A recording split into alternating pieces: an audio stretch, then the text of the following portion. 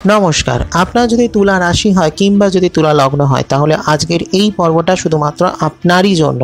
কারণ আজকের পর্বে আমি আলোচনা করব 19শে আগস্ট থেকে 25শে আগস্ট অর্থাৎ সোমবার থেকে রবিবার এই একটা সপ্তাহ আপনার জন্য কেমন চলবে।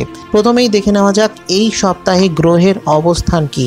সপ্তাহ জুড়ে মঙ্গল বৃহস্পতি থাকছে বৃষ রাশিতে, রবি শুক্র থাকছে সিংহ রাশিতে অর্থাৎ আপনার একাদশে রবি শুক্রের অবস্থান, সেই সঙ্গে কেতু থাকছে কন্যা রাশিতে, শনি থাকছে কুম্ভে অর্থাৎ পঞ্চমে এবং রাহু থাকছে মীনে।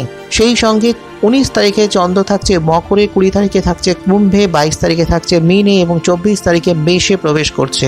অন্যদিকে 19 থেকে 21 তারিখ পর্যন্ত বুধ থাকছে আপনার একাদশে এবং 22 তারিখ থেকে বুধ বক্রী হয়ে তিনি আপনার দশমে প্রবেশ করছেন। অর্থাৎ সেক্ষেত্রে বক্রী গ্রহ কিন্তু আপনার দশম এবং নবম উভয় গৃহের ফল কিন্তু দেবেন।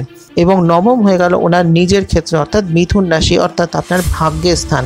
অর্থাৎ বুধ কিন্তু আপনার ভাগ্য ও কর্ম উভয় ক্ষেত্রকেই কিন্তু এবার দেখছেন।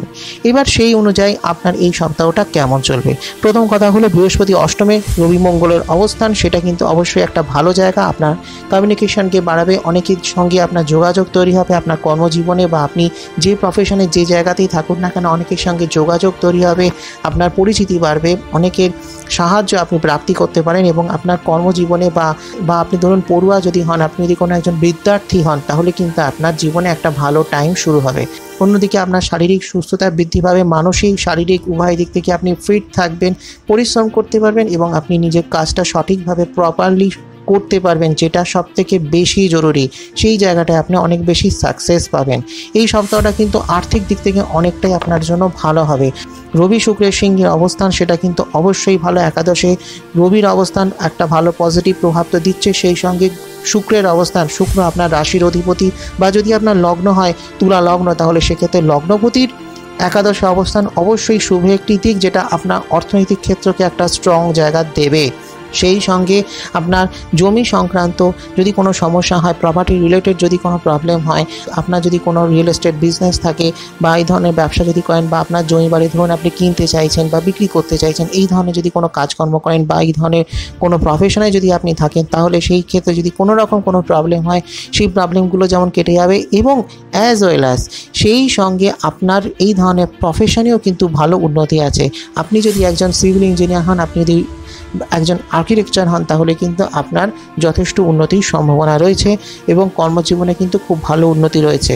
ফ্রেশার যদি আপনি হন, চাকরি চেষ্টা করছেন বা হয়তো নতুন কোনো ব্যবসা করছেন বা নতুন কোনো কাজ করতে চাইছেন তাহলে কিন্তু ভালো উন্নতি আছে বা সেই ধরনের কাজ প্রাপ্তির কর্মপ্রাপ্তির সম্ভাবনা রয়েছে, কর্মে উন্নতির সম্ভাবনা রয়েছে। যথেষ্ট পজিটিভ একটা জায়গা, একটা ইতিবাচক সময় কিন্তু আপনার জীবনে চলবে। এবং আপনি যদি চিকিৎসা ক্ষেত্রে থাকেন, আপনি যদি মেডিকেল সায়েন্সের সঙ্গে যদি যুক্ত থাকেন, আপনি যদি মেডিকেল রিপ্রেজেন্টেটিভ হন বা স্বাস্থ্য সংক্রান্ত বা স্বাস্থ্য পরিষেবা সংক্রান্ত কোনো প্রফেশনে যদি যুক্ত থাকেন, বেশ ভালো সময়। সপ্তাহটা কিন্তু অনেক দিক থেকেই পজিটিভ হবে।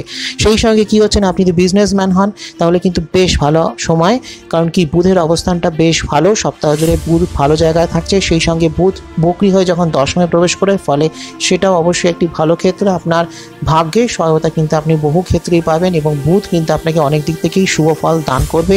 যদি আপনি ফ্রিল্যান্স কোনো কাজ করেন বা আপনি যদি বিজনেসম্যান হয়ে থাকেন বা যদি আপনি একজন শিক্ষার্থী হন, সব মিলে কিন্তু সময়টা দারুণ হবে। সেই সঙ্গে একটা জিনিস, যদি আপনার কোনো পার্টনারশিপ বিজনেস থাকে বা ধরুন আপনার কোম্পানিতে যদি কোনো শেয়ার হোল্ডার থাকে, এক বা একাধিক শেয়ার হোল্ডার থাকে, তাহলে সেক্ষেত্রে একটু সাবধানে চলবেন, একটু বুঝে শুনে চলবেন। কোনো প্রবলেম কোনো কিছু সমস্যা এলেও আসতে পারে, আসবেই বলছি না, কিন্তু আসার সম্ভাবনা একটা থাকছে। তাছাড়া এমনিতে কিন্তু যথেষ্ট ভালো সময়, যথেষ্ট উন্নতির সম্ভাবনা রয়েছে। স্টুডেন্টদের জন্য খুব ভালো সময়, শিক্ষাক্ষেত্রে ব্যাপক রকম সাফল্য আসতে পারে। যে কোনো বড় থেকে বড় প্রতিযোগিতায়, চাকরির পরীক্ষায়, এইসব ক্ষেত্রে কিন্তু খুব ভালো একটা উন্নতির সম্ভাবনা রয়েছে। আপনি যদি কোনো সরকারি বা বেসরকারি চাকরির প্রিপারেশান নেন, প্রস্তুতি নেন বা পরীক্ষা যদি সামনে থাকে বা পরীক্ষা হয় তাহলে কিন্তু সেখানেও একটা ভালো সম্ভাবনা বা চাকরি প্রাপ্তির সম্ভাবনা রয়েছে। এবং একাডেমিক্স লাইনটা কিন্তু খুব ভালো, আপনি একাডেমিক সেক্টরে থাকলে যথেষ্ট ভালো উন্নতির সম্ভাবনা রয়েছে এবং শিক্ষার্থী বা পড়ুয়া তাদের জন্য বেশ ভালো সময় এবং অনেক সহযোগিতা আপনার শিক্ষক বা গুরুজন তাদের থেকে আপনি পাবেন এবং সব দিক থেকে একটা ভালো সময় কিন্তু আপনার চলবে। এক্সপোর্ট ইম্পোর্ট বিজনেস সেগুলো কিন্তু ভালো হবে, বা ধরুন আপনি কোনো মাল্টিন্যাশনাল মাল্টিন্যাশনাল কোম্পানিতে রয়েছেন, চাকরি করছেন, তাহলে সেক্ষেত্রে কিন্তু আপনার সেই সমস্ত এক্সপোর্ট ইম্পোর্ট বিজনেস, বৈদেশিক ব্যবসা বাণিজ্য সেগুলো ভালো হবে। বা ধরুন এমন কোনো কাজ করছেন যেখানে হয়তো বৈদেশিক মুদ্রা আসতে পারে, এমন কোনো কাজ করছেন, তাহলে সেই ব্যবসা বাণিজ্যগুলো কিন্তু আপনার পজিটিভলি ভালো চলবে, খুব ভালো সময় থাকবে। ভ্রমণের একটা সম্ভাবনা কিন্তু থাকছে। ট্রাভেল ট্যুরিজম বিজনেস থাকলে সেই ব্যবসা বাণিজ্য কিন্তু ভালোই থাকবে। তো এটাই ছিল আমার আজকে সংক্ষিপ্ত আলোচনা। ভালো লাগলে একটা লাইক করে দেবেন, শেয়ার করে দেবেন, সকলকে কমেন্ট করে অবশ্যই জানাবেন আপনার মতামত বা আপনার প্রশ্ন। সেই সঙ্গে অ্যাস্ট্রো আয়ুষ চ্যানেলটিকে সাবস্ক্রাইব করে রাখুন, ফলো লাইক করতে ভুলবেন না অ্যাস্ট্রো আয়ুষ ফেসবুক পেজ, যাতে যখনই আমি যে তথ্য বা ভিডিও আপলোড করব তার নোটিফিকেশন সঙ্গে সঙ্গে আপনার কাছে পৌঁছয়।